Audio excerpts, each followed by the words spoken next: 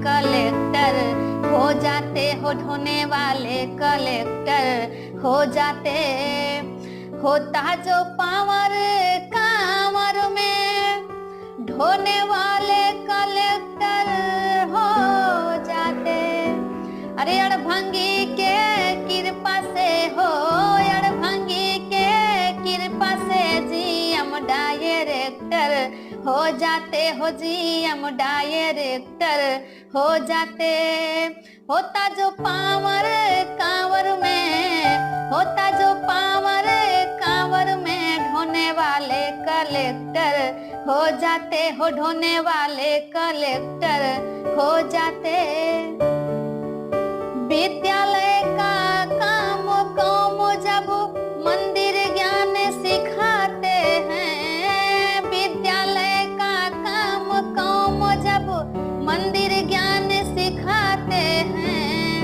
शिव पुराण को पढ़ पढ़ के सब, शिव पुराण को पढ़ पढ़ के सब ज्ञानी प्रोफेसर हो जाते, हो सब ज्ञानी प्रोफेसर हो जाते। अगर कोई बयान देता है तो इस पर चर्चा कर लो ना। टीवी तुम्हारा, अखबार तुम्हारा, बिठाओ ना लोगों को, बुलाओ एमके स्टालिन के बेटे को, आ जाओ तुम्हारे पंडित पुजारी भी, सनातन के लोग भी आ जाएं, वो भी आ जाएं, अपने सवाल रखो। अभी तो केवल मात्र एक बात, एक बयान बोला है उदयनिधि ने। जिस दिन पेरियार के 15 सवालों को दोहराया जाएगा उस दिन क्या होगा, इनकी रूह कहां उठेगी। तो पेरियार ने आज से लगभग 70-80-100 वर्ष पहले ये बात कह दी थी कि भाई इसको नष्ट कर देना चाहिए। बाबा साहेब ने ये बात कह दी थी इसको नष्ट कर देना चाहिए। और पेरियार ललित सिंह यादव ने ये बात कह दी थी कि इसको, इस धर्म को नष्ट कर देना चाहिए, ये बीमारी की तरह है। तो आज इसके बोलने पे इतना बवाल क्यों है। जिस धर्म में करोड़ों लोगों को जानवर से भी ज्यादा बदतर जीवन जीने के लिए मजबूर किया जाए, कुत्ता बिल्ली तालाब में घुस सकता है लेकिन अछूत नहीं घुस सकता है, एक बड़ा तबका देश के अंदर। जब बाबा साहब डॉक्टर अम्बेडकर लड़ाई लड़ रहे थे इनकी, तो ये शायद संख्या में 7 से 6 करोड़ लोग थे। तो 7 करोड़ लोगों को अछूत रखा गया, तो ये धर्म कैसे हो सकता है। धर्म तो अपने लोगों के लिए काम करता है, धर्म तो अपने लोगों के बढ़ाने का काम करता है, धर्म तो अपने लोगों के लिए शिक्षा का काम करता है, अपने लोगों को स्वास्थ्य देने का काम करता है। लेकिन ये बताइए, इस धर्म में कुछ देते हो तो इस धर्म में केवल तलवार देते हैं कि हमसे ये ले जाइए, हथियार देते हैं और कहते हैं कि जाओ धर्म की रक्षा करो। उसको बचाने की और उसको खत्म करने की तो बात ही बेकार है। इस पर कभी चर्चा करने के लिए बैठे तो पंडित पुजारियों के पास सवाल नहीं होते, सवालों के जवाब नहीं होते। हम तो कहते हैं इस पर डिबेट कर लो, चर्चा कर लो। बाबा साहब डॉक्टर अम्बेडकर भी चाहते थे कि इस पर चर्चा की जाए, लेकिन उन्होंने चर्चा नहीं की। आपको पता, जात पात तोड़ो मंडल संत राम बीए जी ने लाहौर में एक कार्यक्रम का आयोजन किया कि हम जातियां खत्म करना चाहते हैं, हम जो है हिंदू धर्म में सुधार चाहते हैं। तो बाबा साहब ने अपने एक भाषण लिख के भेजा कि अगर हिंदू धर्म में, सनातन धर्म में सुधार चाहिए तो मेरा यह भाषण है और मैं ये बोलूंगा इस मंच पर। तो आपको पता होना चाहिए कि बाबा साहब डॉक्टर अम्बेडकर के उस भाषण को रिजेक्ट कर दिया गया था और मंच पे बाबा साहब डॉक्टर अम्बेडकर को बोलने के लिए ना मतलब आमंत्रित हो चुके थे और उस कार्यक्रम को पोस्टपोन कर दिया गया केवल इसलिए क्योंकि बाबा साहब डॉक्टर अम्बेडकर ने सुधार की बात की थी। तो ये ऐसा धर्म है जहां पर चर्चा करने की भी गुंजाइश नहीं है। अब बताइए, बीमारियों पर चर्चा हो सकती है तो हम धर्म पे क्यों नहीं हो सकते। हिंदू पे क्या कहते हैं, बुद्ध धर्म चर्चा कर सकता है, मुस्लिम कर सकता है, सिख कर सकता है, क्रिश्चियन कर सकता है, तो हिंदू पर चर्चा क्यों नहीं हो सकती। यानी कि इनके पास चर्चा करने के लिए अपने पास इनके कुछ उत्तर नहीं है, इसलिए चर्चा से घबराते हैं। बाबा साहब डॉक्टर अम्बेडकर तक इसको कह के गए कि मैं 8 अक्टूबर और 1956 को मैं इस धर्म को त्याग दूंगा। इस विश्व का सबसे बड़ा ज्ञानी व्यक्ति, जिसको लगता था कि मैं इस देश के गरीबों और कुचलो दबों को एक अच्छे स्तर पर बिठाकर जाना चाहता हूं। उन्होंने संविधान में सारे अधिकार दे दिए, उसके बावजूद भी उन्हें लगा कि कुछ कमी है, इनका शोषण अभी भी बंद नहीं होगा। इसलिए बाबा साहब डॉक्टर अम्बेडकर ने 14 अक्टूबर 1956 में लाखों लोगों के साथ ये सनातन हिंदू धर्म त्याग दिया। और बाबा साहब डॉक्टर अम्बेडकर ने सनातन हिंदू धर्म को त्याग कर ये संदेश दिया कि इसमें सुधार नहीं किया जा सकता, इसको खत्म ही किया जा सकता है। बाबा साहेब ऐसी परिस्थितियों में उनका सामना कर रहे थे तो उनके ऊपर भी हमले हो रहे थे, उनके ऊपर भी इस तरह की धमकियां दी जा रही हैं, बस्तियां जलाई जा रही थी। लेकिन बाबा साहेब ने कहा कि मैं डरने वाला नहीं हूं। आज वही बयान एमके स्टालिन के बेटे ने दिया है कि मैं भी डरने वाला नहीं हूं, मैं कानूनी कार्रवाई के लिए भी तैयार हूं। ये जो भाजपा के नेता हैं जो सरकार में बैठे हों, चाहे यहां चाहे दिल्ली में, इन्हें सिर्फ झूठ बोलना आता है और कुछ नहीं। वो एक भाजपा के नेता एक गांव में पहुंचे, लोगों को इकट्ठा किया, बोले बताओ तुम्हारी क्या समस्या है, हम दूर करेंगे। तो गांव के सीधे साधे लोग, उन्होंने कहा हमारी 2 समस्या है। तो नेताजी ने, भाजपा के नेताजी ने कहा बताओ क्या समस्या है। बोले हमारी पहली समस्या यह है कि यहां पे कोई भी अस्पताल नहीं है, डॉक्टर नहीं है। नेताजी ने तुरंत अपना मोबाइल निकाला, पता नहीं कहां नंबर डायल किया और उसके बाद इधर उधर कुछ बात करके बोले, लो मैंने तुम्हारी पहली समस्या हल कर दी, अब दूसरी बताओ। तो गांव वालों ने कहा कि नेताजी दूसरी समस्या यह है कि इस गांव में मोबाइल का कोई नेटवर्क ही नहीं है। इस तरह से यह सरकार चल रही है, इस तरह से काम कर रही है यह सरकार। इनके पास सिर्फ आधार क्या है? हिंदू को मुसलमान से लड़ा दो, सिख को ईसाई से लड़ा दो, दलितों को लड़ा दो, और अगर कोई शांति से आपसे अपना अधिकार मांगना चाहे तो चाहे वो जंतर मंतर पर बैठी हुई पहलवान बेटियां हो, या वो किसान हो, या फिर जालना में बैठे हुए वो मराठा आरक्षण की मांग करने वाले लोग हों, इनके पास सबका इलाज क्या है? लाठी, आंसू गैस। मैं तो इनसे पूछना चाहता हूं, महाराष्ट्र में खड़ा हूं, महाराष्ट्र का प्रतिनिधित्व करता हूं, इसलिए पूछना चाहता हूं कि अगर कोई आपसे शांतिपूर्ण तरीके से कुछ मांग रहा है तो दीजिए या ना दीजिए, लेकिन लाठी चलाने का अधिकार आपको किसने दिया है? लाठी का जवाब तो आपको देना पड़ेगा, जवाबदेही तो आपको लेनी पड़ेगी।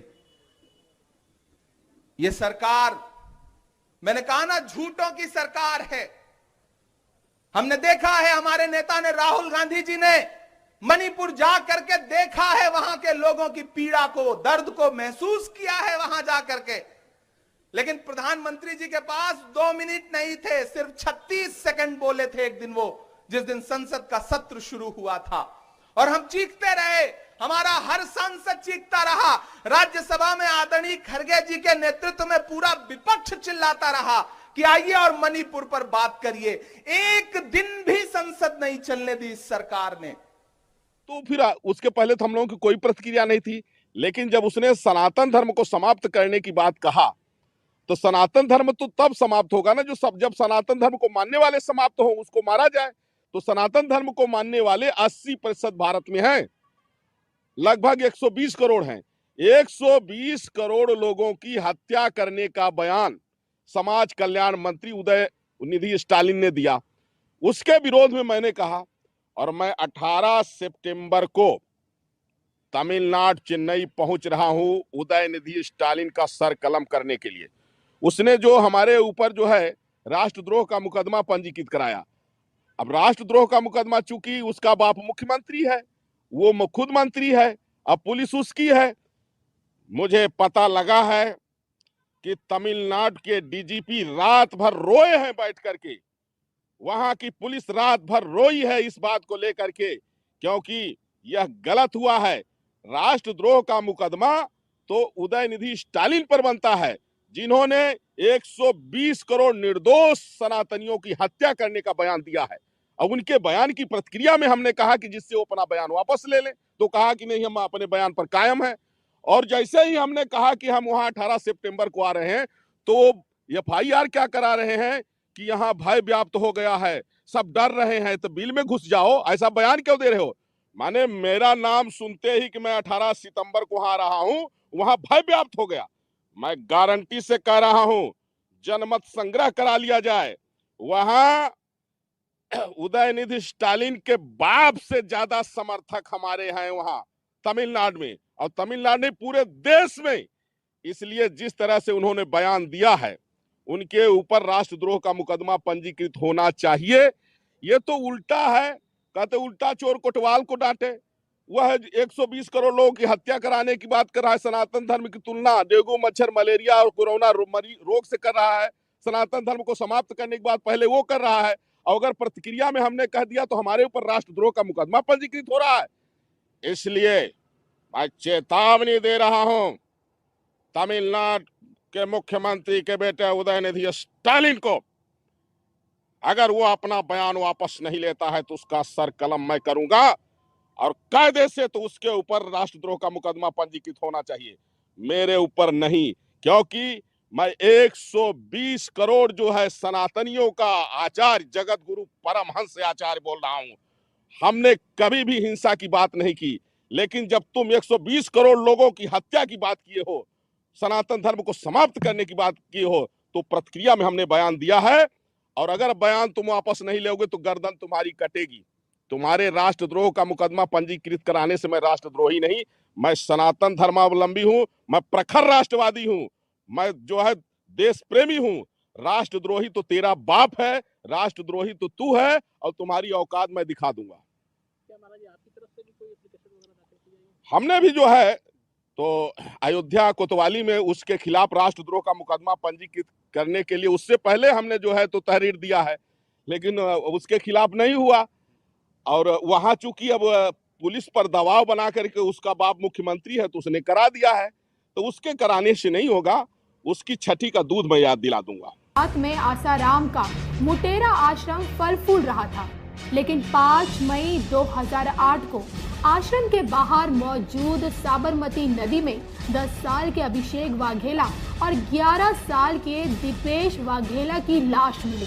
ये दोनों ही बच्चे आसाराम के गुरुकुल में पढ़ते थे और ऐसे में बच्चों के परिजनों ने आरोप लगाया कि बच्चों की मौत आश्रम में तांत्रिक क्रियाओं के कारण हुई है, जिसके बाद ये मामला मीडिया की सुर्खियां बना। और ऐसे में मामले की गंभीरता को देखते हुए उस वक्त गुजरात के मुख्यमंत्री रहे नरेंद्र मोदी ने आसाराम के खिलाफ बड़ा एक्शन लिया और जांच बिठा डाली। राज्य सरकार की इसी कार्रवाई से बौखलाए आसाराम बापू ने न सिर्फ मोदी सरकार को सत्ता से उखाड़ फेंकने की धमकी दी, बल्कि ये भी कह डाला कि यदि हमें दबाया गया तो मोदी भस्म हो जाएगा। ત્યારે મળે ને તો પ્રજાનો બેડો પાર થઈ ગયો સમજો। હું કેદું નો કહેતો ભાઈ, કેદું નો કહેતો, પણ હવે મને મારો શિવો મળ્યો। સમર્થ રામદાસ ના વચન, નારાયણ નારાયણ ઈષ્ટ દેવાયો ભક્તિ દેવાયો भक्ति देवाय પ્રીતિ દેવાયો प्रीति देवाय।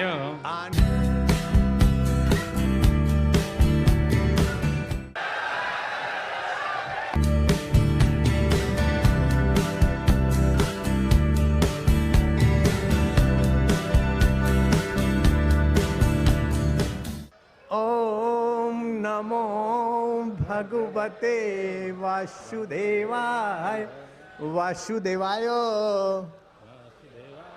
इष्ट देवाय देवाय भक्ति देवाय भक्ति देवाय प्रीति देवाय प्रीति देवाय आनंद देवाय आनंद देवाय माधुर्य देवाय माधुर्य देवाय। ओम नमो भगवते वासुदेवाय ओम नमो भगवते वासुदेवाय ओम नमो। आ केवुं संगम छे। आशाराम बापू के सानिध्य में पूरे देश से एक साधक के स्वरूप में पूज्य बापू के चरणों में आकर के बैठे हैं। मुझे श्रद्धा है कि गुजरात की इस पवित्र धरती से, साबरमती के इस किनारे से, आशाराम बापू जी के आशीर्वाद से न सिर्फ आशा लेके जाएंगे, उमंग भी लेके जाएंगे, नया विश्वास लेके जाएंगे, नई चेतना लेकर के जाएंगे, एक नया संकल्प लेकर के जाएंगे। जो संकल्प, जो चेतना, जो आत्मविश्वास एक नई ऊर्जा बन करके न स्वयं के जीवन के विकास की धरोहर बनेगी, लेकिन जिस कार्य को हमने स्वीकार किया है, हमारे यहाँ कहा गया है योगः कर्मसु कौशलम, जिस कार्य को मैंने लिया है उस कार्य को मैं योग की भांति करता रहूंगा, सिद्धि अपने आप प्राप्त होगी। ऐसे ऋषिवर के जीवन के सानिध्य से, उनके शब्दों के मनन से, उनके आशीर्वाद की शक्ति से हम सबके रहा है कि जीवन में जब कोई नहीं जानता था, उस समय से बापू के आशीर्वाद मुझे मिलते रहे हैं, स्नेह मिलता रहा है, आज भी उतना ही स्नेह मिल रहा है। और नर्मदा की गुजरात की आकांक्षा के लिए बापू ने लाखों हजारों लोगों से जो संकल्प करवाया है, वो संकल्प गुजरात की आशा आकांक्षा की पूर्ति के लिए एक नई ताकत बनेगा, नया सामर्थ्य देगा।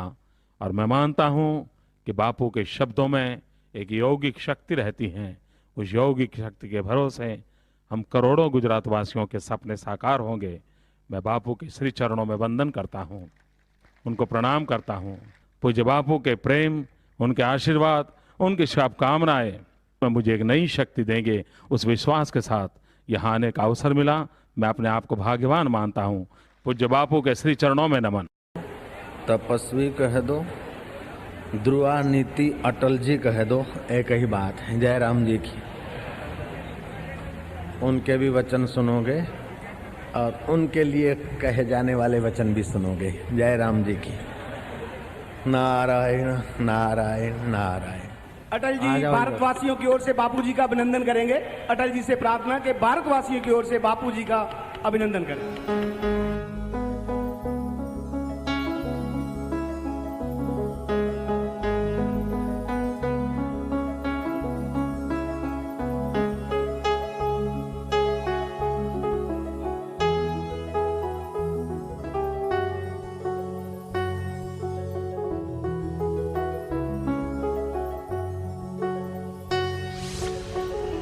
विघ्न बाधाओं के बीच, हजार मान अपमानों के बीच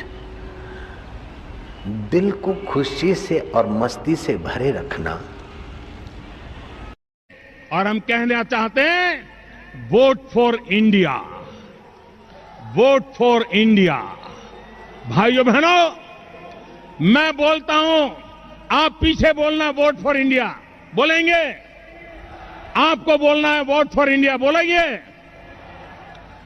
वंशवाद से मुक्ति के लिए जरा पूरी ताकत से बोलिए, वंशवाद से मुक्ति के लिए वोट फॉर इंडिया। भाई भतीजेवाद से मुक्ति के लिए वोट फॉर इंडिया। भ्रष्टाचार से मुक्ति के लिए वोट फॉर इंडिया। महंगाई से मुक्ति के लिए वोट फॉर इंडिया। कुशासन से मुक्ति के लिए वोट फॉर इंडिया। भारत की एकता के लिए वोट फॉर इंडिया। एक भारत श्रेष्ठ भारत के लिए वोट फॉर इंडिया। सुराज की राजनीति के लिए वोट फॉर इंडिया। सुशासन की राजनीति के लिए वोट फॉर इंडिया। विकास की राजनीति के लिए वोट फॉर इंडिया। देश की रक्षा के लिए वोट फॉर इंडिया। जन जन की सुरक्षा के लिए वोट फॉर इंडिया। रहने को मकान के लिए वोट फॉर इंडिया। खाने के लिए अन्न के लिए वोट फॉर इंडिया। बीमार की दवाई के लिए वोट फॉर इंडिया। दरिद्र नारायण की भलाई के लिए